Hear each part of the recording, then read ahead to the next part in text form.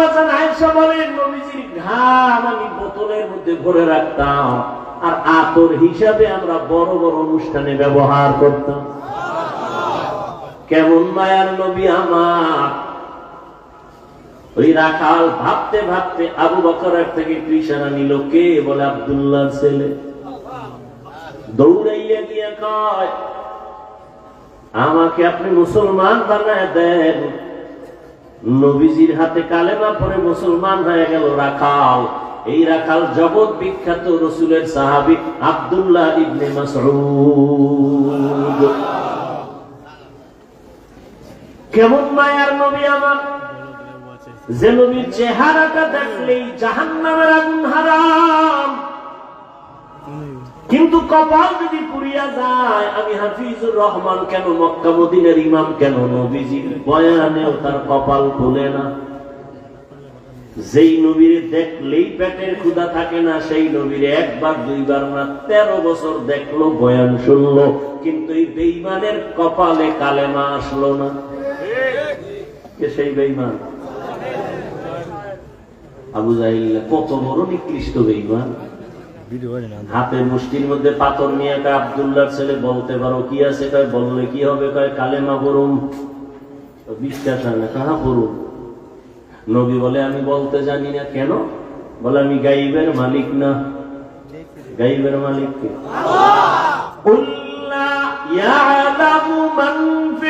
السماوات والأرض الغيب إلا الله। হে নবী আপনিই বলে দেন, আসমানের বাসিন্দারা কেউ গায়েব জানে না, জমিনের বাসিন্দারা কেউ গায়েব জানে না। কে জানেন? নবী বলেন আমি বলতে জানি না তোমার হাতে কি। তবে নবী একটা আওয়াজ দিলেন, চাচা আবু জাহালের হাতে কি আছে তোর একটু আওয়াজ দে। রহমতের নবী বলতে দেরি, পাথরগুলো কালেমা পড়ার দেরি করে নাই। পাথরগুলো যখন কালেমা পড়তেছে, আবু জাহিল্লা পাথরগুলো মাটির মধ্যে ফেলে বলে, মুহাম্মদ তুমি এত বড় জাদুকর আগে জানতাম না। কপাল পুরলে কোন হিসাবের বয়ানও কাজ। মান ইয়াহদিল্লাহু ফাহুয়াল মুহতাদ ওয়া মান ইউদ্লিল ফালান তাজিদ লাহু ওয়ালিয়ান মুরশিদা। আল্লাহ যদি চান হেদায়েত দিবেন, সে পাবে। আর কপাল যদি পুড়ে যায়, হেদায়েত পাবে দূরের কথা, হেদায়েত পাওয়ার মতো কোন মুর্শিদও পাবে না। মুর্শিদ মানে পথ প্রদর্শক। মুর্শিদ কথা কোরআনে আছে না নেই? ভাইরা আমার, 13টা বছর নবীকে দেখলো, কালেমা পড়ে না। আর অন্যদিকে 27 বছরের একটা যুবক তরবারি নিয়ে দৌড়ায় নবীকে জবাই করবে। কয় বছরের? রহমতের নবীকে জবাই করার জন্য তরবারি নিয়ে দৌড়ায় 27 বছরের যুবক। সামনে যাইয়া রহমতের নবীর চেহারাটা দেখিয়া তরবারি ফালায়া বলে, নবী মাফ করে দেন, আমাকে কালেমা রশি গলায় লাগায় দেন। নবীজি কয়, ওমর হাতটা বাড়াও। রহমতের নবীর হাতের সাথে যখন হাত লাগায় দিছে, ওমরের ভেতরে এক চান্সে পাওয়ার বেড়ে গেছে। 27 বছরের ওমর তরবারিটা নিয়ে বাইতুল্লাহর পাশে হাতিমে কাবায় দাঁড়ায় বলে, এই মক্কার মুশরিক বেঈমানেরা, মুহাম্মদের বিরুদ্ধে কথা বলতে হলে আমার তরবারির সামনে দাঁড়া, মুহাম্মদের প্রয়োজন হবে না। এমন পাওয়ার সেই ওমর। আল্লাহ তাআলা এমন পাওয়ার ওমরের দান করেছেন। ওমর এখন যেই পথ দিয়া চলে, শয়তান দেখলেই দৌড়। চিন্তা করেন, যেই শয়তান আল্লাহর সামনে ঘাট প্যারামি কইরা চ্যালেঞ্জ দিয়া আদমরে সিজদা দেয় নাই, কেমন গাধা শয়তান। শয়তান কি মরছেন? সরমনের হুজুর মরবে, পিসাবরা সব মরবে, সব মরবে, শয়তান। অতএব শয়তানের বন্ধু কিছু থাকবে, নিয়ে টেনশন করবে। আমগো কাজ আমরা করতে থাকি। কে বুকে হাত বানলো, কে জোরে আমিন বললো, এ নিয়ে কেন তর্ক করেন আপনারা? এত শিক্ষিত মানুষ, আমাকে একটা জবাব দিবেন আল্লাহর দিকে তাকাইয়া, দালালি করবেন না। পারবেন? এই বাংলাদেশের মধ্যে চরমনাইয়ের কারণে, উজানির কারণে, খাঁটি পীর ভণ্ড যারা তারা হক পীর, এদের কারণে বাংলাদেশের মুসলমানের ইমানের আমলের কোনো ক্ষতি হয়েছে কিনা থাকলে চাপাবাজি করেন না। থাকলে একজনে দাঁড়ায় বলেন যে হ্যাঁ আমাদের এলাকায় একজন আগে ভালো ছিল, চরমনাই যাওয়ার পরে গাঞ্জা খায়। আচ্ছা, নাম্বার 2, দাওয়াত ও তাবলীগের মাধ্যমে আমার দেশের বা এই দেশের কোন মানুষের ক্ষতি হয়েছে? সবাই একমত? তাবলীগের কারণে হয় নাই, কওমি মাদ্রাসার কারণে, দেওবন্দীদের কারণে কোন ক্ষতি হয়েছে? তাহলে এরা কি ভালো না খারাপ? ভালো।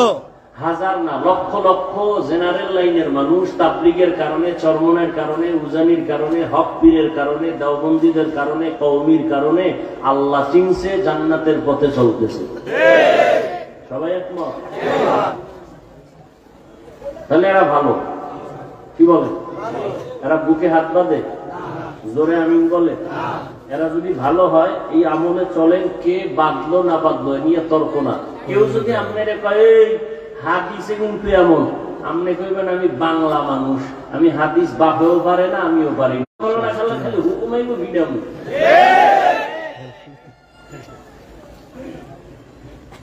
আপনারা শুনেন কেন এদের কথা? না শুনলেই তো দ্বন্দ্ব থাকে না, একটু নতুন নতুন মজা লাগে না? দেখে একটু জোরে আমি বললা হালাতটা কেমন, নতুন মজা হয়। ওই সৌদির লগে মিলাই ঈদ করে একদম মজা লাগে, দেখি তো আগের দিন ঈদ করে কেমন মজা, পরের দিন না সোর সোর ভাব, সবাই ঈদ করে, হ্যাঁ ঈদ নেই। কথা ঠিক না? আল্লাহ হেদায়েত দেন।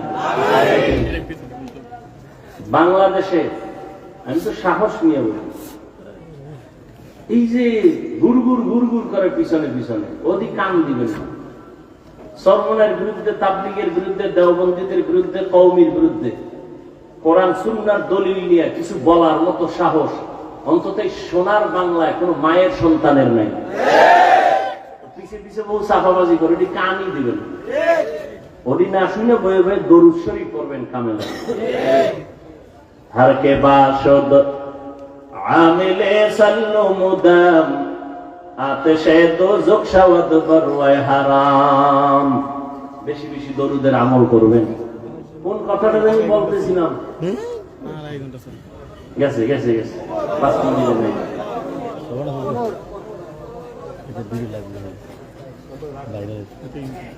শয়তান ওই রাস্তা দিয়ে চলে না। যেই শয়তান আল্লাহর সামনে চ্যালেঞ্জের মোকাবেলায় দাঁড়ায় রইল, একদিন মুসা নবী আল্লাহর আদালতে যায়, কোহে তুরে আল্লাহর সাথে কথা বলতে, ইবলিসের সাথে দেখা। ইবলিস কয় নবী মুসা কই যান? কয় আল্লাহর সাথে কথা বলতে যান। কয় যখন যাইবেন আমার জন্য একটু কথা জিগাইবেন। কি? কয় আল্লাহর সাথে তো ওই দিন আউলা জৌলা করে ফেলাইছি, নতুন করে কোন রাস্তা আসেনি ক্ষমা টমা, আল্লাহর একটু জিগাইয়েন। কে কয়? ইবলিস। মুসা নবী গেছে আল্লাহর সাথে কথা টথা বইলে চলে গেছে, ওই যে ইবলিসের কথা মনে নেই। আল্লাহকে খারাপ পথে কারোর সাথে মোলাকাত হয়েছিল, আল্লাহ হয়েছিল তো ভুলেই গেছে। কার সাথে? যে মিস্টার ইবলিস। কি বলছে? কয় আপনার সাথে তো জায়গা মতো উল্টা পাল্টা করে ফেলাইছে, এখন সে খুঁজতেছে কোন ভুল টুল ক্ষমার রাস্তা আছে। মুসা নবীর যেখানে কবরটা আছে, আরে আদম আলাইহিস সালামের যেখানে কবর আছে, ওখানে কি একটা সেজদা দিতে, আমি মাফ করে দেব। যেহেতু আমার সামনে দেয় নেন, কই দিব? আদমের কবরে দিল, আমি মাফ করব। মুসা নবীর লগে আবার দেখা। কেউ মুসা নবী? হ্যাঁ খবর নিয়েছি, হলো আল্লাহ বলছে তোমার ক্ষমার রাস্তা খোলা আছে। আছে কহা? মাশাআল্লাহ, ভালো। কি কত? কইছে আদম নবীর কবরে যাইয়া তোমার একটা সেজদা দিতে গেছে। নাউজুবিল্লাহ। কইলে রে জিন্দা থাকতে দেই না, মরার পর জিন্দা অবস্থায় দেই নাই, আর এখন মরার উপরে যে সেজদা জীবনে সম্ভব না। এই ইবলিস কারে ভয় পায়? ওমর। এবার বুঝেন ওমর কেমন বেড়া। বাঙালি একটাই কয় শয়তান তো আমারও ভয় পায়। কেন? আমি ওর থেকে বড় শয়তান। আমি যে আকাম জানি শয়তানি খবরই নেই। এই পরিমাণ আকাম আমি করতে পারি। এটা বাস্তব অবাস্তব কিছু না। সোনার বাংলায় যে আকাম চলে শয়তানও জানে। শয়তানি আকাম করতে না, এত পরিমাণ আকাম চলে এই বাংলাদেশে। আরে আকাম গুলো বেশি শিখাইছে মোবাইল। বাবাই খুশি ছেলেরে মোবাইল দিয়া। আফসুস, ওই যে শুরুতে বলছিলাম না, বাঁচতে চায় অনেক দিন, কিন্তু হাতের মধ্যে অস্ত্র, দ্রুত মরার। মোবাইল হায়াত কমায়, চোখের পাওয়ার কমায়, কিডনি দুর্বল করে, হার্ট দুর্বল করে, যৌবন শেষ। ঠিক না? এই যেদিন থেকে উল্টা পাল্টা শুরু হয়েছে ওই দিন থেকে তোমারও হারবাল কোম্পানিরও বিক্রি শুরু হয়ে গেছে। জানে তোমাদের অবস্থা ভালো না। আর আমার পরামর্শ, বিয়ে করিস না, বউয়ের হক আদায় করতে পারবি না, শুধু শুধু একটা ভেজাল মাথায় নিবি কেন? খবরদার। কথা করবো কি? বিয়া না কইরা আল্লাহ রসুল একটা ঔষধ দিছে, রোজা রাখার। রোজা রাখো, যৌবন কন্ট্রোল হয়। স্ত্রীর হক আদায় করা বড় কঠিন। সন্তানের হক এত সোজা না। এবার যুবকদের আর একটা মরণ অস্ত্রের নাম বাইক। এটা আর এক মরণ অস্ত্র। এটার মধ্যে উঠলেই শরীর খালি আগুন পাইবে, আগুন। কি এর শীত মিট, চাদর মেতর ভালায়া দৌড়, পেছনে বিপরীত পাশ থাকলে তো আরো আগুন। এমন দৌড় দিছে, ওভার ব্রিজের গোড়ায় যায় কাইপে রয়েছে। দুইজনে দুই দিক, চাক্কা ঘুরে মেশিন ছাড়া। আমি কি বানায় বলতেছি? বাঁচতে চাও বেশি দিন, কিন্তু আকাম করো দ্রুত মরার। গড় সংখ্যা হিসাব করো, ইদানিং কালে করোনার থেকে হিসাব মিলাও, যত মরণ অধিকাংশ যুবক যুবক যুবক, অধিকাংশ। আল্লাহ হেদায়েত দান করুন। এক যুবক মদের বোতল নিয়ে হাঁটতেছে, হঠাৎ করে দেখে ও রাস্তার মাথায় ওমর। কাফা শুরু হয়ে গেছে, শরীরে কম্পন, পিছেও হটতে পারে না। ওমরের নজর পড়ে গেছে, আর ওমরের তরবারি কথার আগেই চাইছে।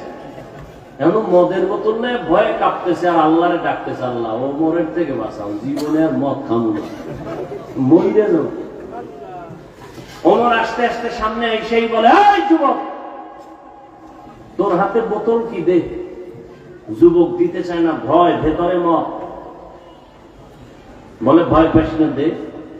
যুবক তো কলিজা দিয়ে আল্লাহর কাছে তওবা করে হয়েছে। বোতলটা ওমরের হাতে যখন গেছে, ওমর তাকায় দেখে এক ফোঁটা মদ নাই, পুরো বোতলটাই সাদা দুধে ভরা। এই সেই ওমর। রহমতের নবী বলেন, লাউ কানা বাদি নবিয়্যুন লাকানা ওমর। আমি মুহাম্মদের পরে আল্লাহ নতুন যদি কাউকে নবী বানাইতেন, আমার পরে নবী হতো আমার সাহাবী ওমর। তার মানে ওমর নবী হয় নাই, আল্লাহ আমার পরে কোন নবী বানাবেন না। অতএব যদি দুনিয়াতে আহমদ নামে, গোলাম আহমদ নামে উল্টা পাল্টা কেউ নবীর দাবিদার হয়, দলিল ছাড়া বলে দাও তারা কাফের। কাদিয়ানীদেরকে ইমানের তাগিদে কি ভালো মনে করা যাবে? তো ভালো মনে করা যদি না যায়, তাদের পণ্য কেন আপনি ব্যবহার করেন? এই যে ইসরায়েলকে ভালো মনে করেন, তাদের পণ্য কেন আপনারা ব্যবহার করেন? যেই জিনিস খাওয়া হারাম, তা বিক্রি করা হারাম, তার ব্যবসা হারাম। মদ পান করা হালাল না হারাম? এর ব্যবসাও হারাম। বিড়িটা না সুন্নত? এর ব্যবসাও হারাম। যেই জিনিস ব্যবহার করা হারাম, তার ব্যবসাও কি হারাম। হালাল ভাবে টাকা অর্জন করেন, কোটি টাকার দরকার নাই, লাভ কি? ওই বিল্ডিং ফিরে জঙ্গলে ঘুমাইবেন, রিক্সা চালায় খান, খেরের ঘরে থাকেন, আরামে থাকেন, বউ মাইয়া বলা নিয়ে একটু জীবন যাপন করেন, স্বাচ্ছন্দ্যে চলেন, দিন আনবেন, দিন খাইবেন, টেনশন নাই। হালাল নেন, 5,000 টাকায় 5 কোটি টাকার বরকত। হালাল ভাবে চলার চেষ্টা করেন। যেই ব্যবসায় হারাম চলে না, বাদ দেন। রিজিকের মালিককে, পিপিলিকার খানা কে দেন? জঙ্গলের প্রাণীর খানা কে দেন? নদীর মধ্যে হাজারো কোটি ধরনের মাছ কে খাওয়ায়? উড়ন্ত পাখির খানা কে দেন? জঙ্গলের প্রাণীরা সকাল 8টায় বাজারে নাস্তা খায়, আল্লাহ ওদের বাসায় পৌঁছায় দেয় না? ওরা দামি না আমরা দামি? তা আপনি কেন কুকুরের মতো জিহ্বা বের করে দৌড়াচ্ছেন খানার পিছনে? আমরা দামি হলে তো আল্লাহ আমাদের ঘরে দিয়ে যাবেন। সেই বিশ্বাস কেন দুর্বল আপনার? দুর্বল হওয়ার কারণ আপনার ব্যবসার শুরুই হারাম দিয়া, লোন দিয়া, সুদ ঘুষ দিয়া। তো কেমনে বরকত হবে? এজন্য আল্লাহ পাক এত বয়ানের পরেও আজ আমাদের আমলনামা শূন্য কেন? সব বয়ানের মূল দুর্বলতা আল্লাহর ভয় নেই। এজন্য আল্লাহ বারবার বলেন, ইয়া আইয়ুহাল্লাযীনা আমানুত্তাকুল্লাহ, ও মুমিন আমি আল্লাহকে ভয় করো। এখানে যারা বসা সবাই বলবে আমরা আল্লাহ। এই এই পাগল কি সাইডে দেব? কিন্তু তোমার বসার মন না চাইলে ঢুকছো কেন? মোনাজাতটা দিয়েই ফেলাম। এই বেদ তুমি পছন্দ করি না।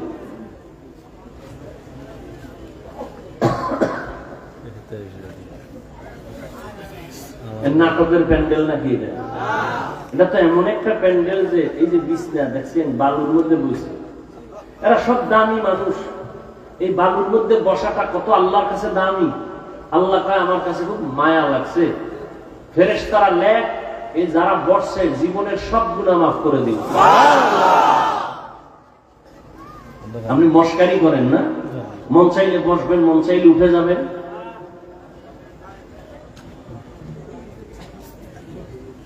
আল্লাহকে ভয় করেন।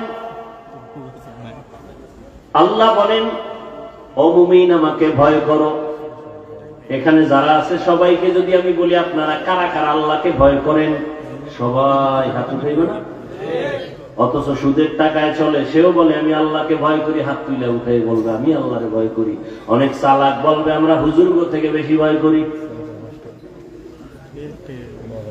অথচ নামাজ নাই, রোজা নাই, তেলাওয়াত নাই, পর্দার খবর নাই। দেখছেন না? মনে হয় যেন জীবনে এমন ঈদের আনন্দ করে নাই। এই ঈদে যেই পরিমাণ আনন্দ, আনন্দের আর এক নাম হলো জেনা, বেবিচার। জেনা চলছে, জেনা, চোখের জেনা, কানের জেনা, হাতের জেনা।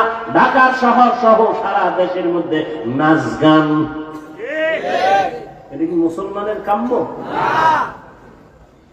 মানে জন্মের মতো ঈদের আনন্দ করছে, নারী পুরুষ সমান।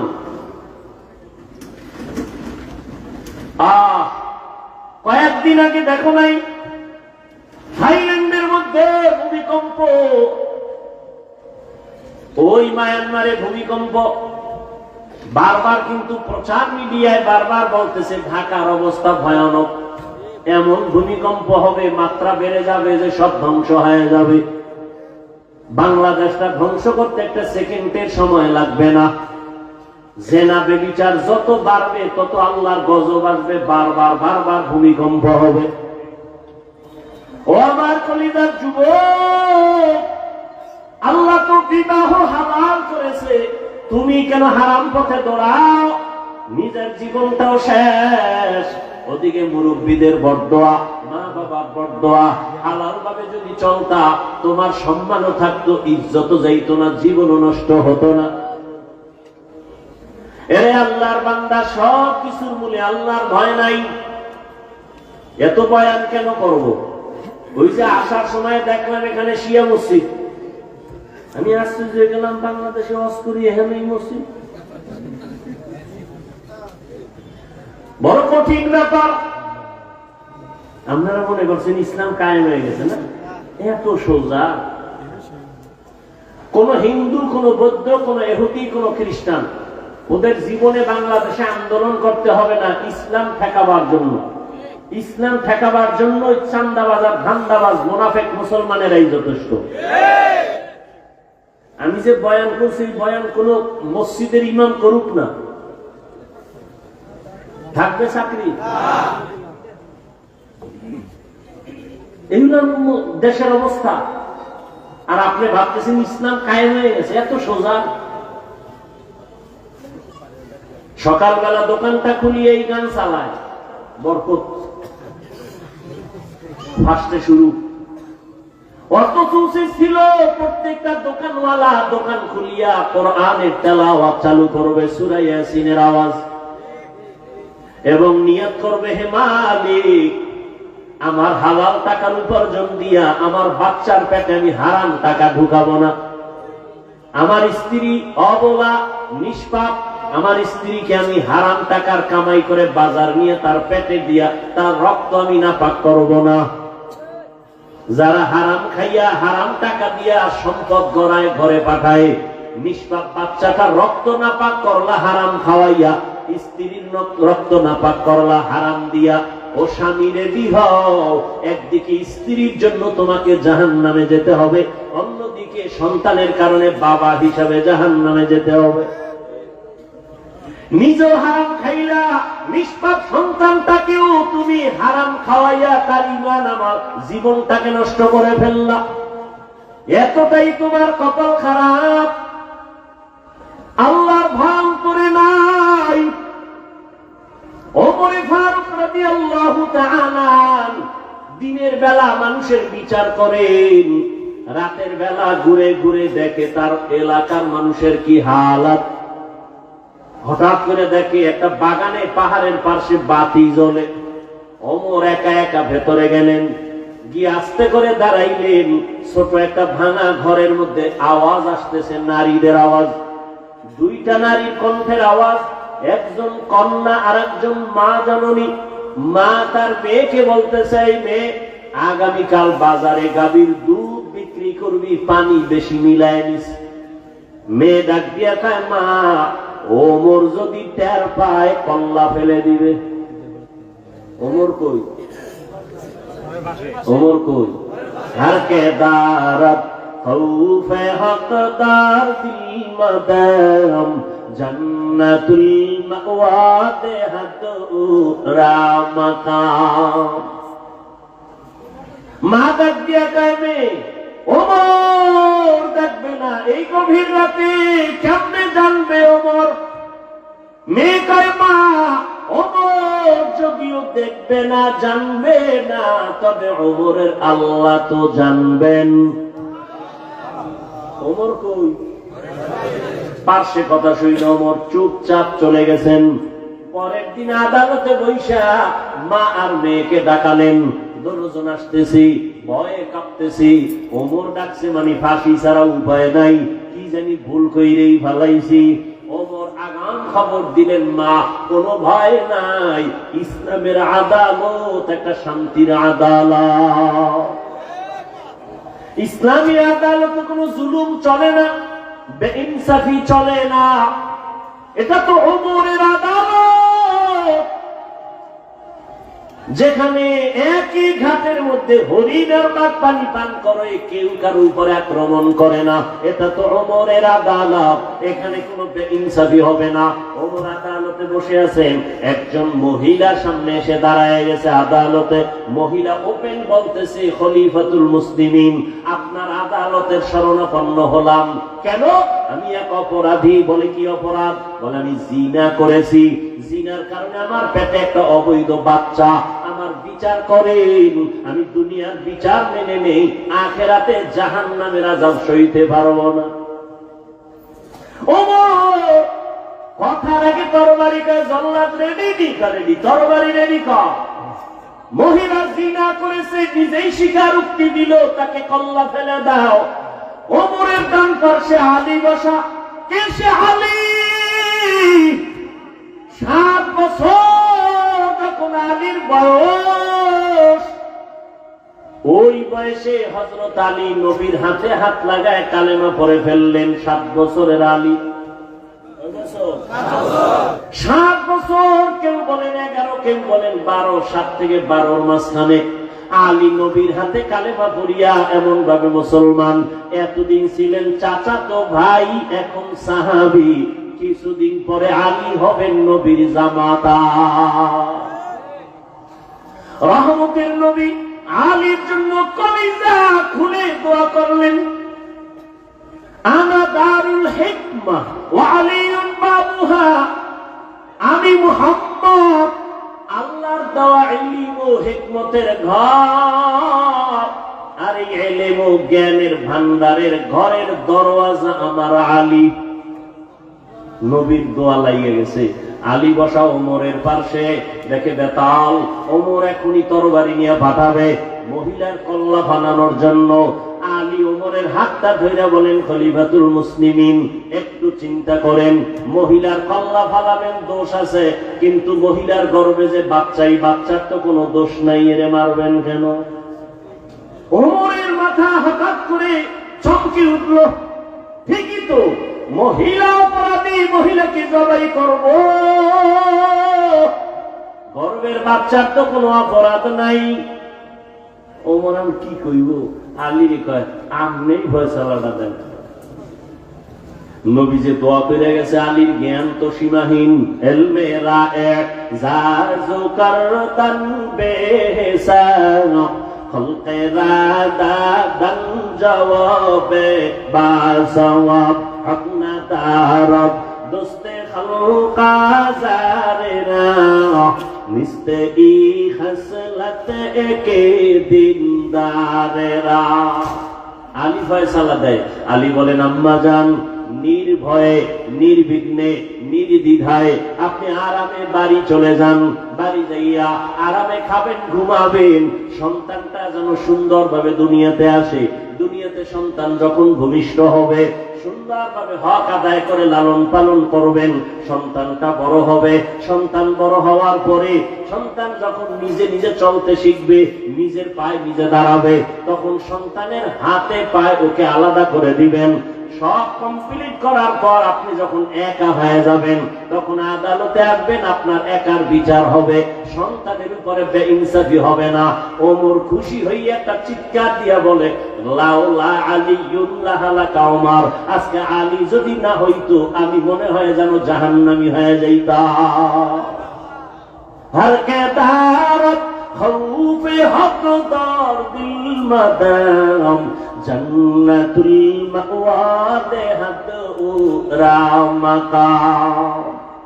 ওমর ডাকিয়ে কয়, ইনসাফের আদালত। এরে আম্মা জান, কোনো ভয় নাই, নিরাপদে চলবেন। আফগানিস্তানে তাকাইয়া দেখো, ইসলামের খেলাফত চলতেছে। নারীরা পর্দা করে চলে, বেতন ঘরে টাইম মতো পৌঁছে যায়।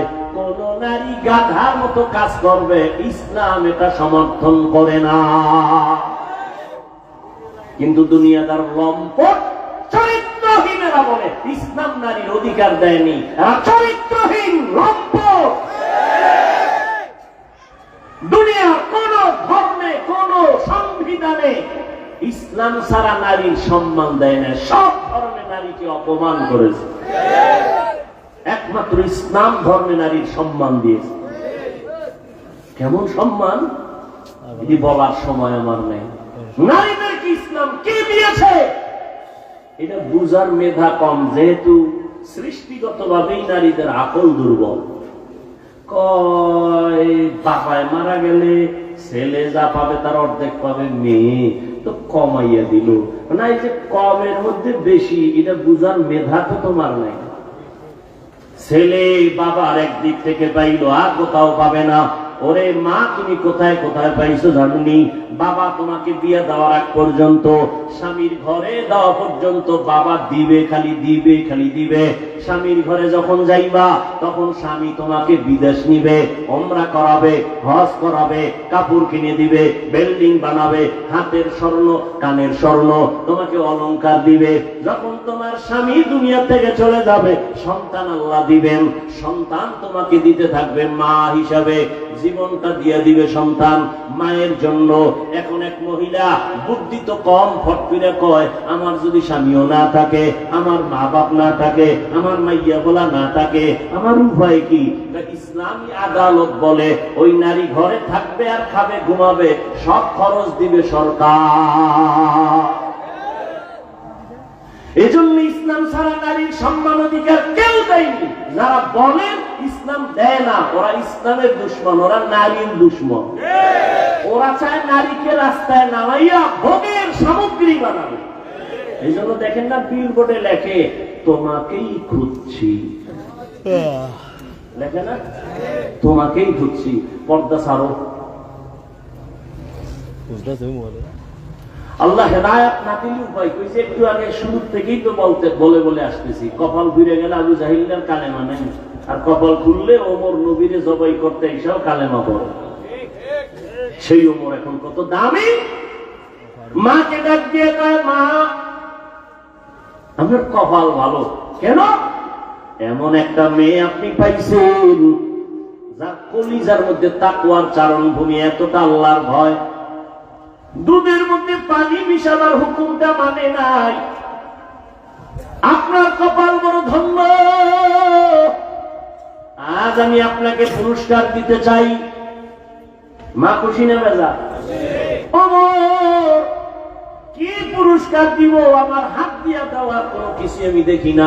তবে আপনি যদি খুশি হইয়া বলেন, আপনার এই সুন্দরী রূপসী মেয়েটা, তাকওয়াওয়ালা মেয়েটাকে আমি ওমরের ছেলের ঘরে বিবাহের বন্ধনে নিতে চাই। মা পায়ের থেকে আর পুরস্কার দুনিয়াতে আর কি? আলহামদুলিল্লাহ। ওমর ওই মেয়েটাকে নিজের ছেলের জন্য নিয়ে বিয়ে ঢুকায় দিলেন বিবাহের বন্ধনে। আর সেই মেয়ের গর্বের ধারায় চলে আসছে আর একটা ফুটন্ত আকাশের চাঁদ, ওমর ইবনে আব্দুল আজিজ। हर के दारत खौफे हकदार दिल मदाम जन्नतुल मावा देहद ओ रामकाम। ও আল্লাহর বান্দারা, যতই বয়ান করি না কেন, সহজ কথায় আমি কথা বলি, পেঁচ গোছ বুঝি না রে বাবা। আমিও যেমন মুসলমান, এখানে যারা সবাই আপনারাও তো মুসলমান। বলেন আপনাদের আল্লাহ আমার আল্লাহ দুইজন? এই তাল মিলাইন না, বুঝা শুনে বললেন এক আল্লাহ। তাহলে হিন্দুদের বুঝাই গিয়ে কয় ধর্ম যার যার উৎসব, সবার এই কথা কোন কেন? ও সন্দেশ খাইছেন খাইয়া কান্দের এখন ভগবান আমরা কই আল্লাহ, কত তো একই। এরে যুবক, তুমি যে কথা বললা ধর্ম যার যার উৎসব সবার, তার মানে কি জানো? বিয়া যার যার বউ সবার।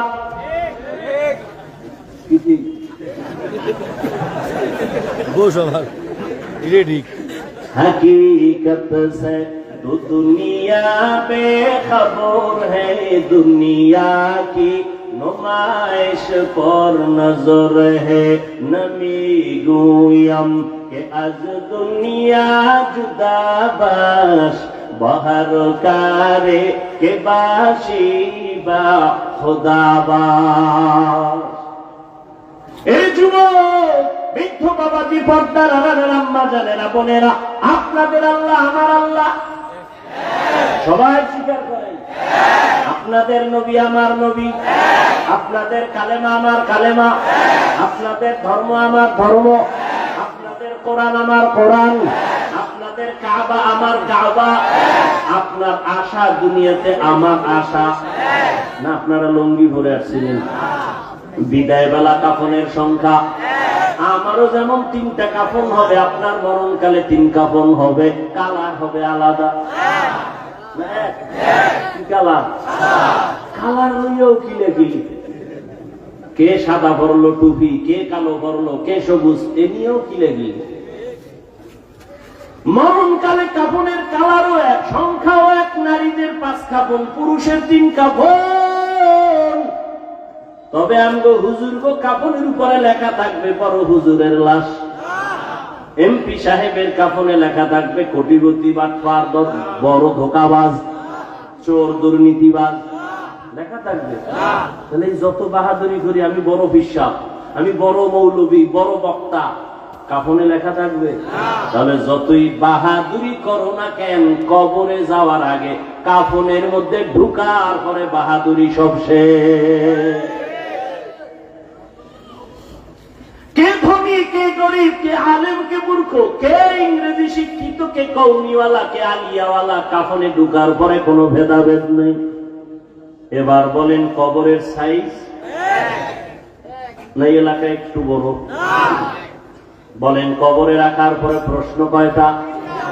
তাও হুজুর্গ প্রশ্ন আলাদা। আপনাদের যেই প্রশ্ন, আমাকেও সেই প্রশ্ন, মুমিনের যেই প্রশ্ন করা হবে, বেঈমানের সে প্রশ্ন করা হবে। কয়টা? রবের পরিচয় দাও, ধর্মের পরিচয় দাও, রাহমাতুল লিল আলামিনের পরিচয় দাও। ভালো করে বুঝেন যুবক বাবারা, বৃদ্ধ বাবাজিরা, আপনার আমার আল্লাহ এক, নবী এক, কোরআন এক, কাবা এক, ধর্ম এক, কালেমা এক, সব এক, সব এক। কিন্তু পোশাক কেন আলাদা? পোশাক কেন আলাদা? আমি টুপি খুলতে গেলে লজ্জা পাই, তুমি কেমন মুসলমান যে তুমি টুপি দিতে লজ্জা পাও? তোমার আল্লাহ মনে হয় আর একজন। আমি দাড়ি কাটলে লজ্জা পাই, তুমি কেমন মুসলমান যে দাড়ি রাখতে গেলে লজ্জা পাও?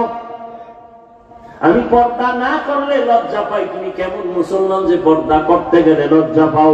আমি মসজিদে না ঢুকলে লজ্জা পাই, তুমি মসজিদে ঢুকতে গেলে লজ্জা পাও। এর যুবক, মাওলা জ্ঞান দান করেছে, একটু ফিকির করো রে বাবা। এতক্ষণ যে চিল্লায় চিল্লায় বয়ান শুনাইলাম, একবারও কিন্তু বলি নাই আমার মতো পাস করলি লাগাও, আমি কওমির সন্তান, তুমি কওমি মাদ্রাসায় যাও। একবারও বলি নাই তাবলিগে যাও, একবারও বলি নাই তুমি কওমি মাদ্রাসায় যাও, দেওবন্দীদের কাছে যাও, পীরের কাছে যাও। তাহলে আমি কি বুঝাইতে চাই এতক্ষণ চিল্লাইয়া? আমি একটা কথা বুঝাতে চাই যুবক বাবা, তুমি স্কুলে পড়ো আলহামদুলিল্লাহ, দোয়া করে গেলাম। তুমি কলেজে পড়ো, বাধা নাই, চাকরি করো, বাধা নাই, ব্যবসা করো, বাধা নাই, তুমি ডাক্তার হও, ইঞ্জিনিয়ার হও, প্রফেসর হও। তবে একটা দাবি আমার, জীবনে বেয়াদব হইবা না। তোমার আচরণে কোনদিন যেন মা বাবা কষ্ট না পায়, কোনদিন যেন আলেম কষ্ট না পায়, কোনদিন যেন তোমার শিক্ষকেরা কষ্ট না পায়। কারণ মা বাবার কলিজায় যদি আঘাত দাও, মরার আগে জীবনটা ধ্বংস হয়ে যাবে, সফলতা আসবে না। শিক্ষকের অন্তরে যদি কষ্ট দাও, আল্লাহর কসম, ওই লেখাপড়া দিয়া জোতার বাড়ি ছাড়া কিছুই ভাবি না। এমবিবিএস ডাক্তার তাসলিমা নাসরিন তো কম শিক্ষিতা না। ডাক্তার হও, বেয়াদব হইলে এ দেশ থেকে পালাতে হবে। বেয়াদবি করিও না। আলেম ওলামার দোয়া, মা বাবার দোয়া, শিক্ষকের দোয়া নিয়ে আগাও। তুমি ডাক্তার হলে শুধু বাংলাদেশের মধ্যে শ্রেষ্ঠ ডাক্তার হতে পারবা, সম্মান আল্লাহ বাড়ায় দিবেন। মা বাবার দোয়া যদি নিতে পারো, শিক্ষকের দোয়া, আলেমের দোয়া নিয়া যদি তুমি ইঞ্জিনিয়ার হও, দেশের মধ্যে শ্রেষ্ঠ ইঞ্জিনিয়ারের সুনাম অর্জন হবে, আল্লাহ সম্মান বাড়ায় দিবেন। আর যদি বেয়াদবি করে ফেলো, তোমার ডাক্তারগিরি কোনোদিন টিকবে না, ইঞ্জিনিয়ারগিরি টিকবে না, সম্মানের জিন্দেগি আর কোনোদিন তালাশ করে পাইবা না। এবার বাস্তবে আসি। ও যুবক বাবা, আমি যে কথাগুলো বললাম, এবার ডানে বামে একটু নজর করো। তোমার মতো যুবক জীবনে কোনোদিন মাদ্রাসায় পড়ে নাই, কোনোদিন আলিফ বাতাও শিখে নাই, এমন জেনারেল লাইনের যুবক স্কুলে কলেজে পড়িয়াও 5 বেলার নামাজ পড়ে, সত্য কথা বলো আসেনি? আর বয়ানের দরকার নেই, এই বয়ানটাই তোমার জীবনের শ্রেষ্ঠ বয়ান। বলো তুমি পারো না কেন? তোমার মতো যুবক রাস্তায় গাড়ি চালায়, ড্রাইভারি করে, 5 বেলার নামাজিও আছে না নাই?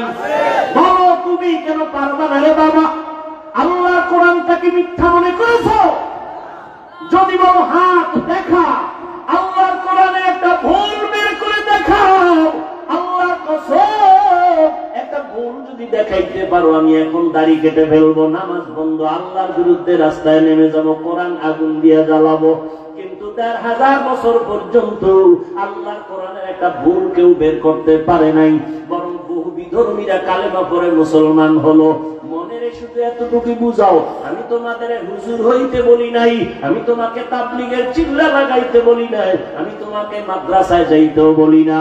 তুমি ডাক্তার হও, ইঞ্জিনিয়ার হওয়ার দেখো, তোমার মতো যুবক র‍্যাব, আর্মি, পুলিশ, বিডিআর এর চাকরি করে, 5 ওয়াক্ত নামাজি দাড়িওয়ালা যদি থাকে, নিজের বিবেকটাকে জিজ্ঞাসা করো, তুমি কেন পারবা না? অবশ্যই আমার অন্তর বলে তোমার উপর আমার আল্লাহ বেজার। মা বাবার অন্তরে বোধহয় কষ্ট দিছো। মা বাবারে যদি কষ্ট নাই দিতা, কেন তুমি মসজিদে যাও না, নামাজ পড়ো না? কেন মানুষের সাথে ভালো আচরণ করো না? কেন তুমি মা বাবার দোয়া নিয়ে চলো না? কেন তুমি মুরব্বী দেখলে সালাম দাও না? আলেম দেখলে কেন বিরোধিতা করো?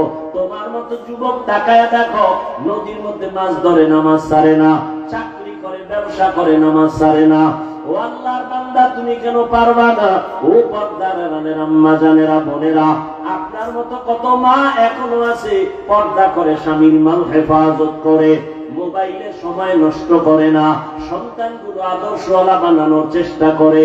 এরে আম্মা জানেরা, বোনেরা, আপনারা কেন পারবেন না? আপনার মতো মাই তো খাদিজাতুল কুবরা রাদিয়াল্লাহু আনহা, আপনারা তো হাফেজে কোরআনের মায়ের মতো দামি মা, আলেমের মায়ের মতো দামি মা, আপনারা তো সাহাবায়ে কেরামদের মায়ের মতো দামি মা, আপনারা তো ফাতেমা রাদিয়াল্লাহু আনহার মতো দামি নারী, আয়েশা রাদিয়াল্লাহু আনহার মতো দামি নারী। এরে আম্মা জান, এখনো সময় আছে, তওবা করে নেন, আল্লাহর ভয় অন্তরে ঢুকাইয়া স্বামীর মাল হেফাজত করেন, সন্তানটাকে আদর্শওয়ালা ডাক্তার বানান। সন্তান তেলাওয়াত করিয়া ডাক্তারিও করবে, মা বাবার জন্য দোয়া করবে, নামাজ পড়বে। বৃদ্ধ বাবাজি, আপনার মতো কত বুড়ারা হাতের মধ্যে লাঠি নিয়ে মসজিদে গিয়া 5 বেলার নামাজ আদায় করে, আপনারা কেন পারবেন না? এখনো সময় আছে, তওবা করেন। আল্লাহর ধরা বড় কঠিন ধরা। আজকে আমি টুপি পরি, দাড়ি রাখলাম, নামাজ পড়ি, হালাল খাই, ওই আমাদের সম্মান তো মোটেও কমে নাই, বরং আগেও যেমন ছিলাম এখনো তেমন আছি, ভবিষ্যতেও তেমন থাকবো ইনশাআল্লাহ। আল্লাহর মোহাব্বত নিয়ে যারা চলবে, তারা দুনিয়ায় বাদশা, আখিরাতেও বাদশা। যারা আলেমদের সাথে সম্পর্ক রাখে নবীর তরিকা মেনে চলে, ব্যবসার লাইনে থাকলেও তারা সম্মানে আছে, চাকরির লাইনে থাকলেও সম্মানে আছে, আপনি কেন পারবেন না? এখনো সময় আছে, তওবা করেন। জানি না আবু জাহালের কপালওয়ালাকে এই ময়দানে তওবা নসিব হবে না, আবার ওমরের মতো কোন আল্লাহর গোলাম গুনার বোঝা নিয়ে ঢুকছে, হঠাৎ করে অন্তর তৈরি হয়ে যাবে তওবার জন্য, চোখে পানি আসবে। ওই রকম মেজাজওয়ালারা 2 ফোঁটা চোখের পানি ছেড়ে মুনাজাতে কান্দো আর তওবা করো। মনে মনে আল্লাহকে বলো, হে মালিক, জীবনে তো নামাজ কম সারি নাই, বেপরদায় কম চলি নাই, মনে চাইছে দাড়ি কাটবো, কেটে ফেলেছি, মনে চাইছে পার্কে ঘুরবো, ঘুরতে গেছি, জীবনে তো গুনাহ কম করি নাই। আজকে থেকে তওবা করলাম, মরিয়া গেল আর দাড়ি কাটবো না, নামাজ ছাড়বো না, বেপরদায় চলবো না। মা বাবার দোয়া নিয়া, শিক্ষকের দোয়া নিয়া, ওলামায়ে কেরাম মুরব্বীদের দোয়া নিয়া, নবীজির আদর্শ মেনে জীবনটা চালাবো। তওবা করার যদি কারো অন্তর নিয়ত তৈরি হয়, মুনাফিকি না থাকে, খাঁটি তওবার নিয়ত যাদের আছে, 2 হাত আমার আল্লাহকে দেখায় দাও। আয় আল্লাহ, হাতগুলো কবুল করে নেন, তওবা কবুল করে নেন, তওবার উপরে মজবুত হইয়া চলার মতো তৌফিক দান করেন, আমিন। আলহামদুলিল্লাহি রাব্বিল আলামিন, والصلاة والسلام على سيد الأنبياء والمرسلين وعلى آله وأصحابه أجمعين يا أرحم الراحمين يا أرحم আরহামার রাহিমিন ইয়া আরহামার রাহিমিন রব্বিরহামহুমা কামা রাব্বায়ানি সগীরা রব্বিরহামহুমা কামা রাব্বায়ানি সগীরা اللهم إنك عفو كريم تحب العفو فاعف عنا اللهم إنا نسألك رضاك والجنة ونعوذ بك من سخطك والنار اللهم إنا نعوذ بك من البرص والجنون والزجام وسيء الأسقام ربنا آتنا في الدنيا حسنة وفي الآخرة حسنة وقنا عذاب النار ربنا لا تزغ قلوبنا بعد إذ هديتنا وهب لنا من لدنك رحمة إنك أنت الوهاب اللهم ارحمني بترك المعاصي اللهم ارحمني بترك المعاصي اللهم ارحمني بترك المعاصي উদার মালিক গভীর রাতে কুদরতের নজর দিয়ে তাকাইয়া দেখো এই ঢাকার জমিনে তোমার গোলাপদের নিয়ে দরওয়াজায় হাজির হয়েছে কত উলামায়ে কেরাম কত মুরব্বী কত হাজী সাহেব কত ব্যবসায়ী কত চাকরিজীবী আমার কলিজার কত যুবক কত ছাত্র ভাই পর্দার আড়ালে মা বোনেরা ও আল্লাহ দুনিয়াতে যেদিন আসছিলাম কত পবিত্র মা বাবা কত খুশি আনন্দ হয়েছিল আজ ওই সুন্দর জীবনটা গুনার কারণে নাপাক করে ফেলেছি আমার গুনার খবর আমার মা বাবা ভাই বোনেরা কেউ জানে না আমার গুনার খবর আমার সন্তান আমার পরিবারে কেউ জানে না যদি আমার বন্ধুটাও জানতো আমি কত বড় গুনাহগার আমাকে আর কেউ সালাম দিত না ও আল্লাহ আপনি জানেন আমি বড় কত জাহান্নামের আসামি গুনাহগার গুনাহের কারণে আমার হাত দুইটা নাপাক